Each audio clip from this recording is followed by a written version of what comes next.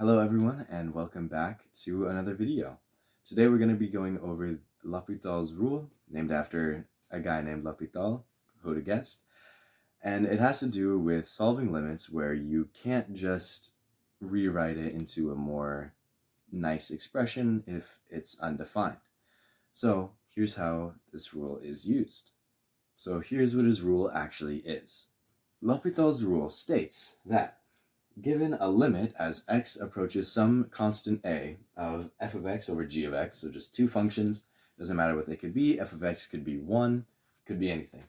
If this limit goes to 0 over 0 or to infinity over infinity, then the limit as x approaches that same constant a of that combination of functions, f of x over g of x, this limit will be equal to the limit as x approaches, again, the same a, of f prime of x over g prime of x. So the derivative of the top over the derivative of the bottom.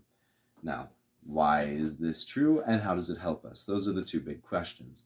First, let's talk about why it holds. I'd like to preface this segment by saying that it's extremely important to remember that if the limit is undefined, that does not mean it's a candidate for L'Hopital's rule, because it could end up evaluating to something like 2 over 0. And that's still undefined, but you can't use L'Hopital's rule because it's not 0 over 0. It's very important to remember it must be either 0 over 0 or infinity over infinity. And if it's negative infinity over positive infinity, you can always just take the negative out and put it outside the limit. So no need to worry about stuff like that. But now let's get into why the rule actually holds. First, we'll talk about the 0 over 0 case. To do this, we're going to need to consider our two functions, f of x and g of x. If this is a graph, and maybe this solid line is f of x, and this dotted line is g of x. And both of these, they keep going on. All right, so this is f of x, and this is g of x. F of x over g of x is going to look like very wavy. I mean, it's pretty close to 1 here. It's 1 right here, 1 right here. And right here, it looks like it should be 1 again since they overlap. I mean, wherever they overlap, they're equal, and so f of x over g of x is 1, except when they're both 0, because 0 over 0 is not just 1, because any real number satisfies that equation. So then, how do we figure out the limit of, whatever this is, call it a, as x approaches a, of f of x over g of x, or g of x over f of x, because it's undefined either way. 0 over 0 is still 0 over 0 if you flip it.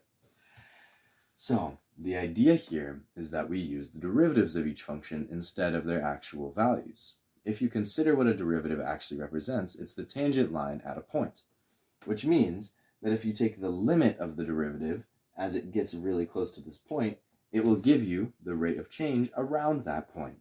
Essentially what this does is, since the whole, this 0 over 0 part, is an infinitely small chunk, then taking the derivative of that piece will basically give you the exact rate of change on either side of it because it's infinitely close to it. What does that mean for us? It means that the derivative will allow us to kind of work backwards. We know they're both at 0 because it's 0 over 0, that's the whole point.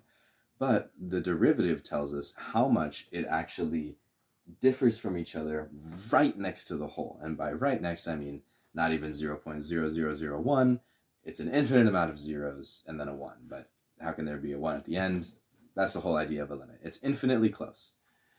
So that lets us find, for example, if the derivative of f of x right here is negative 2, and right here it's, say, positive 1, positive 0.1 even, then we can just say that the limit is negative 2 over 0.1, which would give us negative 20.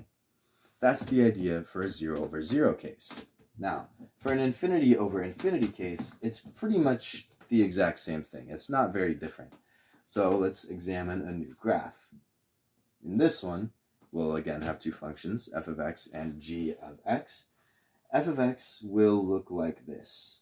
It'll shoot off really fast, and this will represent the asymptote that it takes, representing that it goes up to infinity. Now, here is our g of x. This will be a dotted line. Maybe it comes down here, and then, whoa, it's going up even sooner than f of x, right? Remember, this is our f of x. This will be our g of x. Okay, now, how are we supposed to find the limit of f of x over g of x? It doesn't really seem possible since the limit has, we'll call this a, x approaches a, this asymptote. For both of them, they both shoot off to infinity, and it seems like, I mean, the derivative is probably just infinity too, right? If it's going up infinitely as much, I mean, surely the derivative is infinity. But that's not always the case. See, if we had a function like 1 over x minus a, like this, then at a, it would go to infinity. But if we took the derivative, we would get, well, let's do some math here, right? This is x minus a to the negative 1 power. So we're going to do the power rule. The chain rule doesn't really matter because the inside is still, or the derivative of the inside is still just 1. So we'll have negative 1 over x minus a squared. Now for a function like this, at x equals a, the derivative is still infinity, like I was saying. So what gives? I mean, that's not helpful, right? Well, the thing is, if the function g of x is something similar to that, then you'll get another derivative that goes to infinity, except the whole point of L'Hopital's rule most of the time is to be able to get it into a new form where you can algebraically remove some terms, like I showed you in the last video. Now we'll go ahead and do just a couple of practice problems real quick to help cement your understanding, and then I'll send you on your way.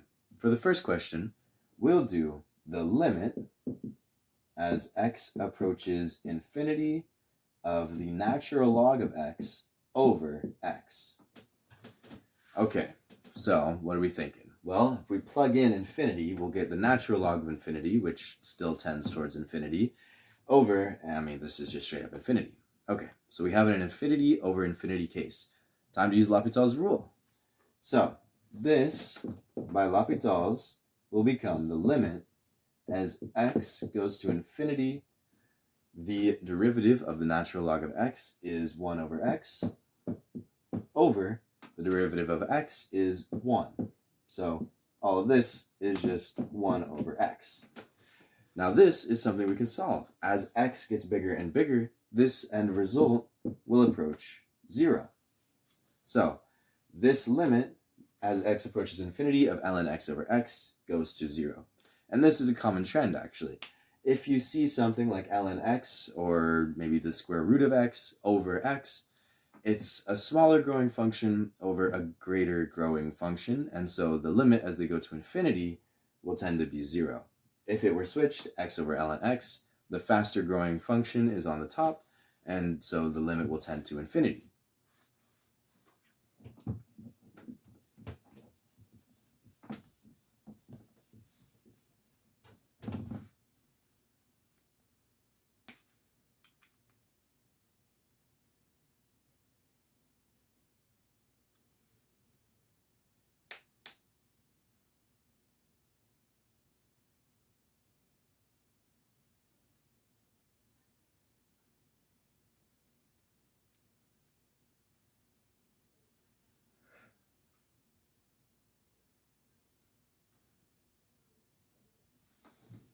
All right, let's do one more.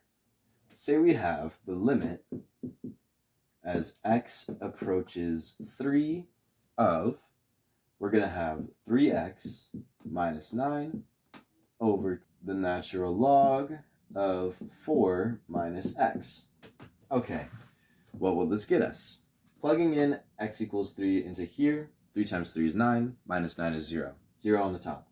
Into the bottom, natural log of 4 minus 3. 4 minus 3 is 1. Natural log of 1 is 0. So we've got a 0 over 0 case. We can apply L'Hopital's rule. All right, so this becomes the limit as x approaches 3 of, on the top, the derivative of 3x minus 9 is just going to be 3. And then ln 4 minus x taking the derivative of that, we'll have 1 over 4 minus x, and then by the chain rule, we'll have to multiply by one more negative. Okay, now let's try and simplify this down a little bit. This is going to be the limits as x approaches 3 of negative 3 over 4 minus x. Now, from here, we can just plug in the 3. You plug in 3 here, 4 minus 3, that's going to be 1. Negative 3 over 1 is just negative 3. And that will be our final answer. This limit as x approaches 3, we can't really change this algebraically, so we use L'Hopital's rule since it's a 0 over 0 case, and we get a final result of negative 3. I hope you guys understand L'Hopital's rule a lot better now, and always remember it must be 0 over 0 or infinity over infinity. Take that with you as you go throughout the rest of your calculus journey, and it will serve you well when trying to evaluate tough limits. Good luck in your classes, and as always, thank you so much for watching.